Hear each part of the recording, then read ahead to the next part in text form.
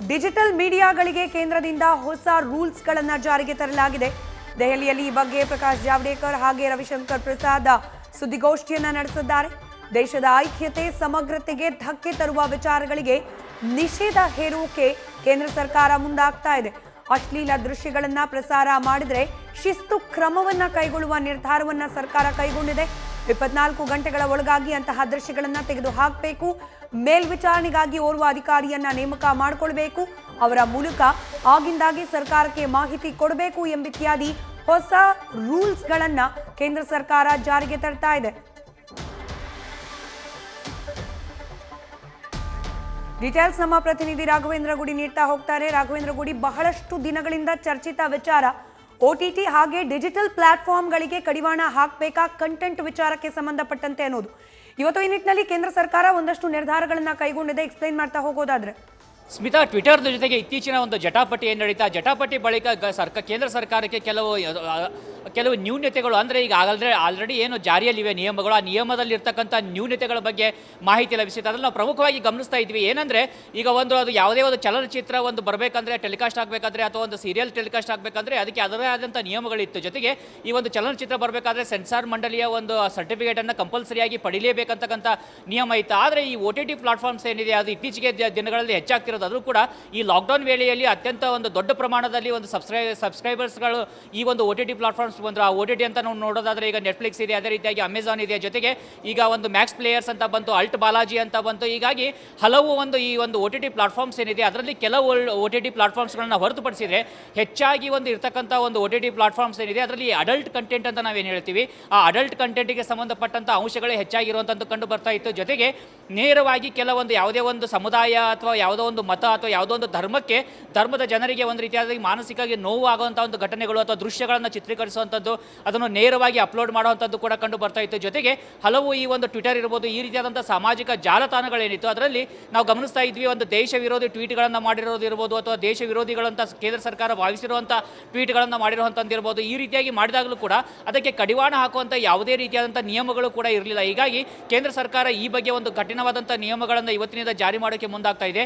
ಅವರು ಹೇಳ್ತಾ ಇರುವಂಥ ನಿಯಮಗಳನ್ನು ನಾವು ಗಮನಿಸೋದಾದರೆ ಅದರಲ್ಲಿ ಪ್ರಮುಖವಾಗಿರ್ತಕ್ಕಂಥ ಅಂಶ ಅಂದರೆ ಮುಂದಿನ 24 ಗಂಟೆ ಒಳಗಾಗಿ ಅಶ್ಲೀಲ ದೃಶ್ಯಗಳನ್ನು ಕಂಪಲ್ಸರಿಯಾಗಿ ಕಡ್ಡಾಯವಾಗಿ ತೆಗೆದು ಹಾಕಲೇಬೇಕು ಅನ್ನೋಂಥದ್ದು ಒಂದು ನಿಯಮ. ಜೊತೆಗೆ ಮಾಸಿಕವಾದಂಥ ಒಂದು ರಿಪೋರ್ಟನ್ನು ಈ OTT ಪ್ಲಾಟ್ಫಾರ್ಮ್ಸ್ಗಳು, ಸಾಮಾಜಿಕ ಜಾಲತಾಣಗಳು ಕೇಂದ್ರ ಸರ್ಕಾರಕ್ಕೆ ಆಗಿಂದಾಗೆ ಸಲ್ಲಿಸ್ತಾ ಇರಬೇಕು. ಮತ್ತು ಅದರಲ್ಲಿ ಅವರು ತೆಗೆದುಕೊಂಡಂಥ ಕ್ರಮಗಳಿರ್ಬೋದು, ಯಾವ ಒಂದು ಹ್ಯಾಂಡಲ್ಗಳನ್ನು ಅವರು ಬ್ಯಾನ್ ಮಾಡಿದ್ದಾರೆ, ಯಾವ ದೃಶ್ಯಗಳನ್ನು ಅವರು ಎಡಿಟ್ ಮಾಡಿದ್ದಾರೆ, ಜೊತೆಗೆ ಯಾವುದಾದ್ರೂ ಒಂದು ಸೀರಿಯಲ್ಗಳಿರ್ಬೋದು ಅಥವಾ ಒಂದು ವೆಬ್ ಶೋಗಳಿರ್ಬೋದು, ವೆಬ್ ಸೀರೀಸ್ ಇರ್ಬೋದು ಅಂತಂದ್ರೆ ಏನಾದರೂ ಸ್ಟಾಪ್ ಮಾಡಿದ್ದಾರೆ, ಅದರ ಬಗ್ಗೆ ಕ್ರಮವನ್ನು ತೆಗೆದುಕೊಂಡಿದ್ದಾರೆ. ಈ ರೀತಿಯಾದಂಥ ಎಲ್ಲ ನಿಯಮವನ್ನು ಕೂಡ ಎಲ್ಲ ಅಂಶಗಳನ್ನು ಅವರು ಕೇಂದ್ರ ಸರ್ಕಾರಕ್ಕೆ ಪ್ರತಿ ಮಾಸಿಕವಾಗಿ ಮಾಹಿತಿಯನ್ನು ನೀಡ್ತಾ ಇರಬೇಕು. ಜೊತೆಗೆ ಒಬ್ಬ ಆರ್ಬಿಟ್ರರಿ ಆಫೀಸರನ್ನು ನೇಮಕ ಮಾಡಬೇಕು. ಅವರ ಮೂಲಕ ಕೂಡ ಒಂದು ಕೇಂದ್ರ ಸರ್ಕಾರ ಜೊತೆಗೆ ಒಂದು ಕಮ್ಯುನಿಕೇಷನ್ ಅನ್ನು ಇಟ್ಟುಕೊಳ್ಬೇಕು. ಈ ರೀತಿಯಾದಂಥ ಹಲವು ಒಂದು ಮಾರ್ಪಾಡುಗಳನ್ನು ಮಾಡಲಾಗಿದೆ. ಸ್ಮಿತಾ, ಈಗ ಸೆನ್ಸಾರ್ ಬೋರ್ಡ್ ಅನ್ನು ವಿಚಾರ ಪ್ರಸ್ತಾಪ ಮಾಡ್ತಿದ್ರಿ ರಾಘವೇಂದ್ರ ಗುಡಿ, ಬಟ್ ಈಗ ಸಿನಿಮಾಗೆ ಸಂಬಂಧಪಟ್ಟಂತೆ ನೋಡಿದ್ರೆ ಬಾಲಿವುಡ್ ಒಂದು ಇಂಡಸ್ಟ್ರಿ, ಅದನ್ನ ಮಾನಿಟರ್ ಮಾಡೋಕೆ ಒಂದು ಬೋರ್ಡ್, ಅಥವಾ ರೀಜನಲ್ ಆಗಿ ನಾವು ಗಮನಿಸಿದ್ರೆ ಕನ್ನಡ ಫಿಲ್ಮ್ಗಳನ್ನ ಮಾನಿಟರ್ ಮಾಡಲಿಕ್ಕೆ ಒಂದು ಬೋರ್ಡ್. ಇದು ಒಂದು ಹಂತಕ್ಕೆ ಈಸಿ ಇತ್ತು. ಬಟ್ ಈಗ ಡಿಜಿಟಲ್ ಪ್ಲಾಟ್ಫಾರ್ಮ್ ಅಂತಂದ್ರೆ ಸಾಕಷ್ಟು ವಾಸ್ಟ್ ಆಗಿದೆ. ಅದರಲ್ಲೂ ಕೂಡ ಕೆಲವೊಂದು ವಿದೇಶಿ ಓನರ್ಗಳಿರೋ ಇದು ಕೂಡ ಇದೆ, ಪ್ಲಾಟ್ಫಾರ್ಮ್ಗಳು ಕೂಡ ಇದೆ. ಸೊ ಕಂಟ್ರೋಲ್ ಮಾಡೋದಾದ್ರೂ ಕೂಡ ಯಾರು ಮಾಡ್ತಾರೆ, ಹೇಗೆ ಮಾಡ್ತಾರೆ, ಇದು ದೊಡ್ಡ ಚಾಲೆಂಜಿಂಗ್ ಟಾಸ್ಕ್ ಕೂಡ ಹೌದು ರಾಘವೇಂದ್ರ ಗುಡಿ.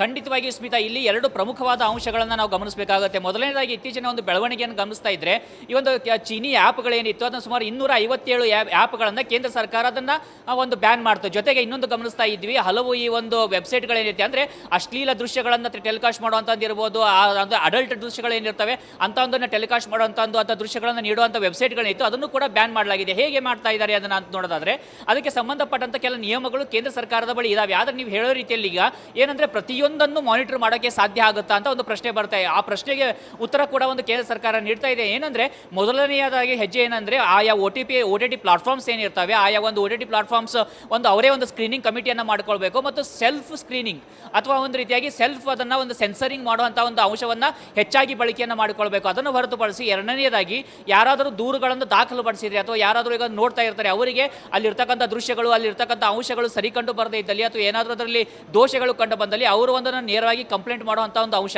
ಹೀಗೆ ಹಲವು ಕ್ರಮಗಳನ್ನು ತೆಗೆದುಕೊಳ್ಳಲಾಗುತ್ತೆ. ಯಾಕಂದರೆ ಎಲ್ಲವನ್ನು ನೀವು ಹೇಳೋ ರೀತಿಯಲ್ಲಿ ಈಗ ನೂರಾರು ವೆಬ್ ಸೀರೀಸ್ಗಳು ಬರ್ತಾ ಇದ್ದಾವೆ, ನೂರಾರು ಪ್ಲಾಟ್ಫಾರ್ಮ್ಸ್ಗಳು ಬರ್ತಾ ಇದ್ದಾವೆ. ಎಲ್ಲವನ್ನು ಸರಾಸಗಟವಾಗಿ ಮಾನಿಟರ್ ಮಾಡೋದು ತುಂಬ ಅತ್ಯಂತ ಕಷ್ಟಕರವಾದಂಥ ಕಾರ್ಯ. ಹೀಗಾಗಿ ಜನರನ್ನು ಇನ್ವಾಲ್ವ್ ಮಾಡಿಕೊಳ್ಳುವಂಥದ್ದು ಮತ್ತು ಆ ಕಂಪನಿಗಳ ವಿಶ್ವಾಸವನ್ನು ಪಡಿಸಿಕೊಂಡು ಆ ಕಂಪನಿಗಳೇ ಒಂದು ಸೆಲ್ಫ್ ಸೆನ್ಸರಿಂಗ್ ಆಫೀಸರ್ಸ್ಗಳನ್ನು, ತಂಡಗಳನ್ನು ನೇಮಕ ಮಾಡಿಕೊಳ್ಳುವಂಥದ್ದು ಇರ್ಬೋದು. ಜೊತೆಗೆ ಆ ಒಂದು ಯಾರು ಈ ಒಂದು ಸ್ಕ್ರಿಪ್ಟ್ಗಳನ್ನು ಓಕೆ ಮಾಡಬೇಕಾಗುತ್ತೆ, ಆ ಸ್ಕ್ರಿಪ್ಟ್ಗಳನ್ನು ನೀಡುವಾಗಲೇ ಅದರ ಬಗ್ಗೆ ಒಂದು ಸ್ಕ್ರೀನಿಂಗ್ ನಡೆಯುವಂಥದ್ದು, ಈ ರೀತಿಯಾದಂಥ ಕ್ರಮಗಳ ಬಗ್ಗೆ ಒಂದು ಒತ್ತು ಕೊಡೋಕೆ ಕೇಂದ್ರ ಸರ್ಕಾರ ಮುಂದಾಗ್ತಾ ಇದೆ. ಸ್ಮಿತಾ, ಈಗ OTT ಪ್ಲಾಟ್ಫಾರ್ಮ್ ಅಥವಾ ಮನರಂಜನೆ ಮಾಧ್ಯಮಗಳು ಒಂದ್ ಲೆಕ್ಕ, ಆದರೆ ಈಗ ಅಭಿವ್ಯಕ್ತಿ ಸ್ವಾತಂತ್ರ್ಯ ಅನ್ನೋದನ್ನ ಪ್ರಶ್ನೆ ಮಾಡ್ಬಿಡ್ತಾರಾ ಅನ್ನೋ ಮಾತುಗಳು ಕೂಡ ಈಗ ವ್ಯಕ್ತವಾಗಬಹುದು. ಯಾಕಂತಂದ್ರೆ ಇಲ್ಲಿ ಒಂದು ಅಂಶ ದೇಶದ ಐಕ್ಯತೆ ಬಗ್ಗೆ ಅಥವಾ ದೇಶದ ವಿಚಾರವಾಗಿ ಧಕ್ಕೆ ತರುವಂತಹ ಮಾತುಗಳು ಅಂದ್ರೇನೆ ಅನೇಕ ಪ್ರಶ್ನೆಗಳು ಹುಟ್ಕೊಳ್ಳುತ್ತೆ. ಯಾವುದು ದೇಶದ್ರೋಹಿ ಆಗುತ್ತೆ, ಯಾವ್ದು ಆಗೋಲ್ಲ ಅನ್ನೋದು.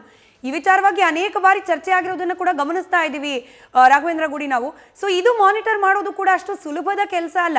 ಯಾವುದನ್ನ ದೇಶ ವಿರೋಧಿ ಅಂತೇಳಿ ಪರಿಗಣಿಸಬೇಕು, ಯಾವುದನ್ನ ಪರಿಗಣಿಸಬಾರ್ದು ಅನ್ನೋದನ್ನ ಖಂಡಿತವಾಗಿಯೂ ಸ್ಮಿತಾ, ಆ ಆತಂಕ ಎಲ್ಲರನ್ನೂ ಕಾಡ್ತಾ ಇರುವಂಥದ್ದು. ಯಾಕಂದರೆ ನೆಟ್ ನ್ಯೂಟ್ರಾಲಿಟಿ ಅಂತ ನಾವೇನು ಒಂದು ಕಾನ್ಸೆಪ್ಟ್ ಹೇಳ್ತಾ ಇದ್ವಿ, ಅಂದರೆ ಎಲ್ಲರಿಗೂ ಯಾರನ್ನ ನೆಟ್ಗಳನ್ನು ಬಳಸ್ತಾರೆ, ಯಾರು ಇಂಟರ್ನೆಟ್ ಬಳಸ್ತಾ ಇರ್ತಾರೆ, ಎಲ್ಲರಿಗೂ ಒಂದು ಸಮಾನವಾದ ಅವಕಾಶ ಮತ್ತು ಸಮಾನವಾದಂಥ ಅಭಿವ್ಯಕ್ತಿ ಸ್ವಾತಂತ್ರ್ಯವನ್ನು ನೀಡುವಂಥದ್ದು ಇರ್ಬೋದು. ಜೊತೆಗೆ ಇಲ್ಲಿ ನೀವು ಹೇಳಿದಾಗೆ ಇದು ಅತ್ಯಂತ ಪ್ರಮುಖವಾದ ಅಂಶ. ಅಂದರೆ ಅದು ನಿಜವಾಗ್ಲೂ ದೇಶ ವಿರೋಧಿ ಟ್ವೀಟಾ ಅಥವಾ ಕೇಂದ್ರ ಸರ್ಕಾರ ಅಥವಾ ರಾಜ್ಯ ಸರ್ಕಾರಗಳು ಆಯಾ ಒಂದು ಆಡಳಿತಾಧಿಕಾರಿಗಳಿರ್ತಾರೆ ಅವರು ಭಾವಿಸಿದಂತೆ ಅದಾಗಿರ್ತಕ್ಕಂಥ ಒಂದು ದೇಶ ವಿರೋಧಿ ಟ್ವೀಟಾ ಅಥವಾ ದೇಶ ವಿರೋಧಿ ಪೋಸ್ಟ್ಗಳು ಅನ್ನೋದು ಅತ್ಯಂತ ಮುಖ್ಯವಾದ ಅಂಶ ಆಗುತ್ತೆ. ಹೀಗಾಗಿ ಇಲ್ಲಿ ನೇರವಾಗಿ ಈಗ ಕೇಂದ್ರ ಸರ್ಕಾರ ಈ ಒಂದು ಹೆಜ್ಜೆಗಳನ್ನ ಇಡ್ತಾ ಇದ್ರು ಕೂಡ ಇದನ್ನು ಪ್ರಶ್ನೆ ಮಾಡುವಂಥ ಅಧಿಕಾರ ಕೂಡ ಆಯಾ ಒಂದು ಪ್ಲಾಟ್ಫಾರ್ಮ್ಗಳಿಗೆ ಇರುತ್ತೆ ಮತ್ತು ಆಯಾ ಒಂದು ವೆಬ್ ಶೋಸ್ ಇರ್ಬೋದು, ಆಯಾ ಯಾರು ಅದನ್ನು ಟ್ವೀಟ್ ಮಾಡ್ತಾ ಇರ್ತಾರೆ ಅಥವಾ ಯಾರು ಅದನ್ನು ಅಪ್ಲೋಡ್ ಮಾಡ್ತಾ ಇರ್ತಾರೆ ಅವ್ರಿಗೂ ಕೂಡ ಖಂಡಿತವಾಗಿ ಒಂದು ಕಾನೂನು ಪ್ರಕಾರ ಅವಕಾಶಗಳಿರುತ್ತೆ. ಆದರೆ ಒಂದು ವಾಸ್ತವಿಕವಾಗಿ ನೋಡ್ತಾ ಇದ್ದಾಗ ಮತ್ತು ಒಂದು ಬ್ರಾಡರ್ ಆಸ್ಪೆಕ್ಟ್ ಅಂತ ಬಂದಾಗ ನಾವು ಈಗ ಗಮನಿಸ್ತಾ ಇದ್ವಿ, ಈ ಟೂಲ್ ಕಟ್ಗಳ ಒಂದು ವಿವಾದ ಆಯಿತು, ಆ ವಿವಾದವನ್ನೇ ಗಮನಿಸ್ತಾ ಇದ್ವಿ. ಜೊತೆಗೆ ಆ ಒಂದು ಸಮಯದಲ್ಲಿ ಆದಂಥ ಹ್ಯಾಶ್ಟ್ಯಾಗ್ಗಳಿರ್ಬೋದು, ಜೊತೆಗೆ ಆಗ ಸಮಯದಲ್ಲಿ ಆದಂಥ ಕೆಲವು ಟ್ವೀಟ್ಗಳಿರ್ಬೋದು, ಖಂಡಿತವಾಗಿ ಒಂದು ರೀತಿಯಿಂದ ಎಲ್ಲೋ ಒಂದು ಕಡೆಯಿಂದ ಅದು ಹಿಂಸೆಗೆ ಪ್ರಚೋದನೆ ನೀಡುವಂಥದ್ದು ಇದೆಯಾ ಅಂತ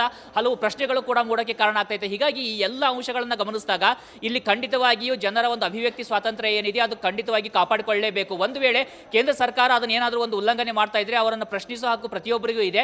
ಹಾಗಂತ ಕೆಲವು ಅಂಶಗಳನ್ನು ನೇರವಾಗಿ ಬಿಡೋದು ಕೂಡ ಕಷ್ಟ ಅಂತ ಕೇಂದ್ರ ಸರ್ಕಾರ ಹೇಳ್ತಾ ಇರೋದು. ಯಾಕಂದ್ರೆ ಅದನ್ನು ಯುವಕರು ಹೆಚ್ಚಾಗಿ ಗಮನಿಸ್ತಾ ಇರ್ತಾರೆ. ಯುವಕರು ನೋಡ್ತಾ ಇದ್ದಾಗ ಏನಾಗುತ್ತೆ, ಅದನ್ನು ಮಾನಸಿಕವಾಗಿ ಪರಿಣಾಮ ಬೀರುವಂಥ ಅಂಶಗಳು ಬಂದಾಗ, ಉದಾಹರಣೆಗೆ ಇರ್ಬೋದು, ನಾವೀಗ ಒಂದು ಸೆಕ್ಸುವಲ್ ಕಂಟೆಂಟ್ ಅಥವಾ ಒಂದು ಅಬ್ಯೂಸಿವ್ ಕಂಟೆಂಟ್ಸ್ ಇರುತ್ತೆ, ಯಾರು ಹಲ್ಲೆ ಮಾಡುವಂಥದ್ದು, ರಕ್ತಪಾತ ಆಗುವಂಥದ್ದು ಇರುತ್ತೆ, ಜೊತೆಗೆ ಈ ಒಂದು ಅಡಲ್ಟ್ ಕಂಟೆಂಟ್ಗಳಿರುತ್ತೆ, ಅದನ್ನು ಕೂಡ ಒಂದು ನಿಯಂತ್ರಿಸಬೇಕಾಗಿರೋದು ಪ್ರಮುಖವಾದಂಥ ಕರ್ತವ್ಯ ಆಗುತ್ತೆ. ಹೀಗಾಗಿ ಈ ಎಲ್ಲ ಅಂಶಗಳು ಇಲ್ಲಿ ಪ್ರಮುಖವಾಗಿ ಕನ್ಸಿಡರ್ ಆಗಿದೆ. ಜೊತೆಗೆ ಈ ಅಂಶಗಳು ಮುಂದೆ ಯಾವ ರೀತಿಯಾಗಿ ಬಳಕೆ ಆಗುತ್ತೆ, ಆ ರೀತಿಯಾಗಿ ದುರುಪಯೋಗದಾಗ ಯಾವ ರೀತಿಯಾಗಿ ಪ್ರಶ್ನೆಯನ್ನು ಮಾಡಬೇಕು ಅದನ್ನು ಕಾಲವೇನು ಹೇಳಬೇಕು ಸ್ಮಿತಾ. ಇನ್ನು OTT ವಿಚಾರಕ್ಕೆ ಬರೋದಾದ್ರೆ ಮತ್ತೊಮ್ಮೆ ರಾಘವೇಂದ್ರ ಗುಡಿ, ಇದರ ಕಂಟೆಂಟ್ ಅನ್ನ ಮಾನಿಟರ್ ಮಾಡಲಿಕ್ಕೆ ಒಂದು ವಿಶೇಷ ಅಧಿಕಾರಿಯನ್ನ, ಅದರಲ್ಲೂ ಕೂಡ ನಿವೃತ್ತ ಜಡ್ಜ್ ಅನ್ನ ನೇಮಕ ಮಾಡಬೇಕು ಅನ್ನೋ ವಿಚಾರ ಕೂಡ ಪ್ರಸ್ತಾಪ ಆಗಿರೋದು. ಸೊ ಇದು ಯಾವ ರೀತಿಯಾಗಿ ವರ್ಕ್ ಆಗುತ್ತೆ ಅನ್ನೋದರ ಡೀಟೇಲ್ಸ್ ಲಭ್ಯವಾಗ್ತಾ ಇದೆಯಾ? ಖಂಡಿತವಾಗಿ ಈಗ ಏನಂದರೆ ಈ ರೀತಿಯಾಗಿ ಯಾವುದೊಂದು ನಿವೃತ್ತ ಜಡ್ಜಸ್ ಇರ್ಬೋದು ಅಥವಾ ನಿವೃತ್ತ ಆಡಳಿತಾಧಿಕಾರಿ ಏನಿರ್ತಾರೆ ಅವರನ್ನು ನೇಮಕ ಮಾಡೋದು ಒಂದು ಸಾಮಾನ್ಯವಾಗಿ ಸರ್ಕಾರಗಳು ನಡೆಸಿಕೊಂಡು ಬರುವಂಥ ಒಂದು ಪ್ರಕ್ರಿಯೆ. ಆದರೆ ಎಲ್ಲ ಅಂಶಗಳ ಬಗ್ಗೆ ಅವರಿಗೆ ಎಷ್ಟರ ಪ್ರಕಾರ ಮಾಹಿತಿ ಇರುತ್ತೆ. ಜೊತೆಗೆ ಅವರು ಇವತ್ತಿನ ಒಂದು ಜನರೇಷನ್ ಸಂಬಂಧಪಟ್ಟಂಗೆ ಇವತ್ತಿನ ಒಂದು ಯಾವ ರೀತಿಯಾಗಿ OTT ಪ್ಲಾಟ್ಫಾರ್ಮ್ಗಳು ಕೆಲಸ ಮಾಡ್ತಾ ಇದ್ದಾವೆ, ಯಾವ ರೀತಿಯಾದಂಥ ಕಂಟೆಂಟ್ಗಳನ್ನು ಹಾಕಬೇಕು. ಯಾಕಂದರೆ ಇಲ್ಲಿ ನೋಡಿ, ಅಶ್ಲೀಲ ಮತ್ತು ಶೃಂಗಾರದ ಮಧ್ಯದಲ್ಲಿ ಅತ್ಯಂತ ತೆಳುವಾದ ಗೆರೆ ಇರುತ್ತೆ ಸ್ಮಿತಾ. ಒಂದು ಸ್ವಲ್ಪ ಅದು ಕೂಡ ಅದು ಮಿತಿ ಮೀರಿದಾಗ ಶೃಂಗಾರ ಇದ್ದಿದ್ದು ಅಶ್ಲೀಲ ಆಗುತ್ತೆ. ಅದೇ ಕೂಡ ಒಂದು ಶೃಂಗಾರ ಒಂದು ಮಿತಿಯಲ್ಲಿದ್ದಾಗ ಖಂಡಿತವಾಗಿ ಅದು ಶೃಂಗಾರವಾಗಿಯೇ ಇರುತ್ತೆ. ಹೀಗಾಗಿ ಇಲ್ಲಿ ಶೃಂಗಾರ ಯಾವುದು, ಅಶ್ಲೀಲ ಯಾವುದು ಅನ್ನೋದನ್ನು ನಿರ್ಧರಿಸೋದು ಯಾರು? ಆ ರೀತಿ ನಿರ್ಧರಿಸೋ ಅಂಥವ್ರು ಯಾವ ರೀತಿಯಾದಂಥ ಒಂದು ಹಿನ್ನೆಲೆಯಿಂದ ಬಂದಿರ್ತಾರೆ, ಅವರ ಒಂದು ಮನಸ್ಥಿತಿ ಏನಾಗಿರುತ್ತೆ, ಈ ಎಲ್ಲ ಅಂಶಗಳು ಪ್ರಮುಖವಾಗಿ ಇಲ್ಲಿ ಒಂದು ಕನ್ಸಿಡರ್ ಆಗಬೇಕಾಗುತ್ತೆ. ಯಾಕಂದರೆ ಒಬ್ಬ ನ್ಯಾಯಾಧೀಶರನ್ನ ನೇಮಕ ಮಾಡಿದಾಗ ಅಥವಾ ಯಾವುದೋ ಒಬ್ಬ ಹಿರಿಯ ಅಧಿಕಾರಿಗಳನ್ನು ನೇಮಕ ಮಾಡಿದಾಗ ಖಂಡಿತವಾಗಿ ಈ ಎಲ್ಲ ಅಂಶಗಳ ಬಗ್ಗೆ ಒಂದು ಚರ್ಚೆ ಆಗಬೇಕು. ಅವರು ಕೂಡ ಅದನ್ನು ಮುಕ್ತ ಕಂಠದಿಂದ ಸ್ವೀಕರಿಸೋಕೆ ಸಿದ್ಧರಾಗಿರಬೇಕಾಗುತ್ತೆ. ಆವಾಗ ಇದು ಖಂಡಿತವಾಗಿ ಯಾವುದೇ ಒಂದು ಅಭಿವ್ಯಕ್ತಿ ಸ್ವಾತಂತ್ರ್ಯಕ್ಕಾಗಲಿ ಅಥವಾ ಮನೋರಂಜನಾತ್ಮಕ ಒಂದು ಸ್ವಾತಂತ್ರ್ಯಕ್ಕಾಗಲಿ ಯಾವುದೇ ರೀತಿಯ ಧಕ್ಕೆ ಆಗೋದಿಲ್ಲ. ಒಂದು ವೇಳೆ ಆ ಒಂದು ದಾರಿಯನ್ನು ಗೆರೆಯನ್ನು ಅವರು ದಾಟಿದಾಗ ಖಂಡಿತವಾಗಿ ಇದು ಅಭಿವ್ಯಕ್ತಿ ಸ್ವಾತಂತ್ರ್ಯವನ್ನು ನಿಯಂತ್ರಿಸುವಂಥ ಕ್ರಮ ಅಂತಲೇ ಕನ್ಸಿಡರ್ ಆಗುತ್ತೆ. ಹಾಗಾಗಿ ಮತ್ತೆ ನ್ಯಾಯಾಲಯದ ಮೊರೆಯ ಆಯಾ ಒಂದು ಯಾರು ಸಂತ್ರಸ್ತಾಗಿರ್ತಾರೆ, ಯಾರು ಆ ಒಂದು ಇದರಿಂದ ನಷ್ಟವನ್ನು ಅನುಭವಿಸಿರ್ತಾರೆ, ಖಂಡಿತವಾಗಿ ಅವರು ಮತ್ತೆ ನ್ಯಾಯಾಲಯದ ಮೊರೆಯನ್ನೇ ಹೋಗಬೇಕಾಗುತ್ತೆ ಸ್ಮಿತಾ. ಸೊ ಈ OTT ಪ್ಲಾಟ್ಫಾರ್ಮ್ ಪಾಪ್ಯುಲರ್ ಆಗಿದೆ, ರಾ ಹಾಗೆ ಅನ್ಸೆನ್ಸಾರ್ಡ್ ಕಂಟೆಂಟ್ಗಳು ಲಭ್ಯವಾಗುತ್ತೆ ಈಸಿಯಾಗಿ ಅನ್ನೋ ವಿಚಾರಕ್ಕೆ ಸಂಬಂಧಪಟ್ಟಂತೆ ಈಗ ಅದ್ರ ಮೇಲೂ ಕೂಡ ರೆಸ್ಟ್ರಿಕ್ಷನ್ ಅಂತಂದ್ರೆ ಅದ್ರ ಪಾಪ್ಯುಲಾರಿಟಿ ಎಲ್ಲೋ ಕಮ್ಮಿ ಆಗುತ್ತಾ ಅಥವಾ ಯುವ ಸಮೂಹ ಇದನ್ನ ಒಪ್ಕೊಳ್ಳುತ್ತಾ ಅನ್ನೋ ಪ್ರಶ್ನೆಗಳು ಕೂಡ ಉದ್ಭವ ಆಗುತ್ತೆ ರಾಘವೇಂದ್ರ ಗುಡಿ. ಖಂಡಿತವಾಗಿ ಸ್ಮಿತಾ. ಆದರೆ ಇಲ್ಲಿ ಇದೇ ಒಂದು ಪ್ರಮುಖವಾದಂಥ ಪ್ರಶ್ನೆ ಇವತ್ತು ಕೇಂದ್ರ ಸರ್ಕಾರವನ್ನು ಕಾಡ್ತಾ ಇರೋದು ಕೂಡ. ಯಾಕಂದರೆ ಯಾವ ಅಂಶಗಳನ್ನು ನೀವು ಹೆಚ್ಚಾಗಿ ಅವ್ರಿಗೆ ಬೇಕಂತ ಅದನ್ನು ಹೆಚ್ಚಾಗಿ ಪ್ರಮೋಟ್ ಮಾಡ್ತಾ ಇದ್ದೀರಾ, ಅಥವಾ ನೀವು ಅದನ್ನು ಪ್ರಮೋಟ್ ಮಾಡ್ತಿದ್ದೀರಾ ಅಂತ ಹೆಚ್ಚಾಗಿ ಅದನ್ನೇ ಗಮನಿಸ್ತಾ ಇದ್ದಾರೆ ಅಂತ. ಯಾಕಂದರೆ ಇವತ್ತು ಕೂಡ ಕೆಲವೊಂದು ನಾವು ಗಮನಿಸ್ತಾ ಇದ್ವಿ, OTT ಪ್ಲಾಟ್ಫಾರ್ಮ್ಸ್ ಇವೆ, ಅತ್ಯಂತ ಒಂದು ಉತ್ತಮವಾದಂಥ ಮನೋರಂಜನಾತ್ಮಕ ಮತ್ತು ಸಂದೇಶಾತ್ಮಕವಾದಂಥ ಅಂಶಗಳಿರ್ತಕ್ಕಂಥ ಒಂದು ವೆಬ್ ಸೀರೀಸ್ಗಳಿರ್ಬೋದು ಅಥವಾ ಒಂದು ಡಾಕ್ಯುಮೆಂಟ್ರಿಗಳಿದೆ, ಅದನ್ನು ಅವರು ಒಂದು ಪ್ರಚಾರ ಮಾಡ್ತಾ ಇದ್ದಾರೆ ಮತ್ತು ಅದನ್ನು ಪ್ರದರ್ಶನ ಮಾಡ್ತಾ ಇದ್ದಾರೆ. ಆದರೆ ಅದು ಸಾಕಷ್ಟು ಹಿಟ್ ಕೂಡ ಆಗ್ತಾ ಇದೆ. ಉದಾಹರಣೆ ನಾವು ಗಮನಿಸ್ತಾ ಇದ್ವಿ, ಡಿಸ್ಕವರಿ ಪ್ಲಸ್ ಚಾನಲಲ್ಲಿ ಒಂದು OTT ಪ್ಲಾಟ್ಫಾರ್ಮ್ ಅಲ್ಲಿ ಇತ್ತೀಚೆಗೆ ಒಂದು ಭಾರತದ ಒಂದು ಕೆಲವು ಈ ಒಂದು ಗೋಲ್ಡನ್ ಪೀರಿಯಡ್ ಬಗ್ಗೆ ಒಂದು ಕೆಲವು OTT ಒಂದು ಪ್ರೋಗ್ರಾಮ್ಗಳನ್ನು ಮಾಡಲಾಯಿತು. ಆದರೆ ಅದು ಅತಿ ಹೆಚ್ಚು ಹಿಟ್ಸ್ಗಳು ಕೂಡ ಬಂತು, ದೊಡ್ಡ ಪ್ರಮಾಣದಲ್ಲಿ ಸಕ್ಸಸ್ ಕೂಡ ಆಯಿತು. ಅಂದರೆ ಇಲ್ಲಿ ನಾವು ಯಾವ ದೃಶ್ಯವನ್ನು ಕೊಡಬೇಕು, ಯಾವ ದೃಶ್ಯವನ್ನು ಕೊಟ್ಟರೆ ನೋಡ್ತಾರೆ ಅನ್ನೋದು ನಿರ್ಧಾರ ಮಾಡೋದು ಅತ್ಯಂತ ಕಷ್ಟಕರವಾದ ಸಂಗತಿ. ಹಾಗಂತ ಇಲ್ಲಿ ಸಿಕ್ಕದನ್ನೆಲ್ಲ ಸೇಲ್ ಮಾಡ್ತಾ ನಿಂತಾಗ ಏನಾಗುತ್ತೆ, ಖಂಡಿತವಾಗಿ ಅದಕ್ಕೆ ಎಲ್ಲೋ ಒಂದು ಕಡೆಯಿಂದ ಕಡಿವಾಣ ಬೀಳಬೇಕಾದಂಥ ಅಂಶಗಳು ಕೂಡ ಆಗುತ್ತೆ. ಯಾಕಂದರೆ ನಾವು ಗಮನಿಸ್ತಾ ಇದ್ವಿ ಸ್ಮಿತಾ, ಇತ್ತೀಚೆಗೆ ಮುಂಬೈಯಲ್ಲಿ ಕೂಡ ಒಬ್ಬ ನಟಿಯನ್ನು ಅರೆಸ್ಟ್ ಮಾಡಲಾಗಿತ್ತು. ಆ ನಟಿ ಯಾರು ಅಂದರೆ ಇದೇ ರೀತಿಯಾದಂಥ OTT ಪ್ಲಾಟ್ಫಾರ್ಮ್ಗಳಲ್ಲಿ ಒಂದು ನಟನೆ ಮಾಡ್ತಾ ಇದ್ದಂಥ ಒಬ್ಬ ನಟಿಯವರು. ಅಂದರೆ ಅಡಲ್ಟ್ ಫಿಲ್ಮ್ ಕಂಟೆಂಟ್ ಹೆಚ್ಚಾಗಿರ್ತಕ್ಕಂಥ ಒಂದು ವೆಬ್ ಸೀರೀಸ್ಗಳಲ್ಲಿ ಅವ್ರು ನಟನೆಯನ್ನು ಮಾಡ್ತಾ ಇದ್ರು. ಆದರೆ ಅವ್ರು ಅರೆಸ್ಟ್ ಆಗಿದ್ದು ಮಾತ್ರ ಈ ರೀತಿಯಾದ ಒಂದು ಪಾರ್ನ್ ಕಂಟೆಂಟ್ ಮತ್ತು ಪಾರ್ನ್ ಇದರಲ್ಲಿ ಅವ್ರು ಆಕ್ಟ್ ಮಾಡ್ತಾ ಇದ್ದಾರೆ ಅನ್ನೋ ಒಂದು ಆರೋಪದಲ್ಲಿ ಅರೆಸ್ಟ್ ಮಾಡಲಾಗುತ್ತೆ. ಅಂದರೆ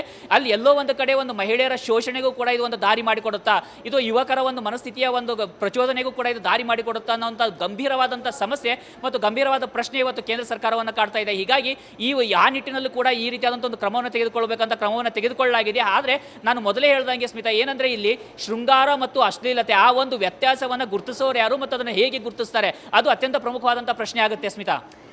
ಇನ್ನು ಫೇಕ್ ನ್ಯೂಸ್ಗೆ ಕಡಿವಾಣ ಹಾಕೋ ನಿಟ್ಟಿನಲ್ಲೂ ಕೂಡ ಒಂದಷ್ಟು ಮಾತುಗಳು ಇಲ್ಲಿ ಪ್ರಸ್ತಾಪ ಆಗಿರೋದು. ರಾಘವೇಂದ್ರ ಗುಡಿ, ನಮಗೆಲ್ಲ ಗೊತ್ತಿರೋ ಹಾಗೆ ಮಾಧ್ಯಮಗಳಿಗೆ ಪರ್ಯಾಯವಾಗಿ ಅಂದರೆ ಈ ಏನಂತ ಹೇಳಿ ನ್ಯೂಸ್ ಚಾನೆಲ್ಗಳು ಹಾಗೆ ನ್ಯೂಸ್ ಪೇಪರ್ಗಳಿಗೆ ಪ್ಯಾರಲರ್ ಆಗಿ ರನ್ ಆಗ್ತಾ ಇರೋದು ಸೋಷಿಯಲ್ ಮೀಡಿಯಾದಲ್ಲಿ ಹರಿದಾಡ್ತಾ ಇರುವ ಸುದ್ದಿಗಳು. ಅದರಲ್ಲಿ ಫೇಕ್ ನ್ಯೂಸ್ಗೆ ಕಡಿವಾಣ ಹಾಕಬೇಕು ಅನ್ನೋ ನಿಟ್ಟಿನಲ್ಲೂ ಕೂಡ ಒಂದಷ್ಟು ಕ್ರಮಗಳನ್ನು ಕೈಗೊಳ್ಳಲಾಗ್ತಾ ಇರೋದು. ಇದು ಕೂಡ ನಾವು ಅನ್ಕೊಂಡಷ್ಟು ಅಥವಾ ಮಾತನಾಡಿದಷ್ಟು ಸುಲಭ ಆಗೋದಿಲ್ವಾ ಅಂತ ಹೇಳಿ?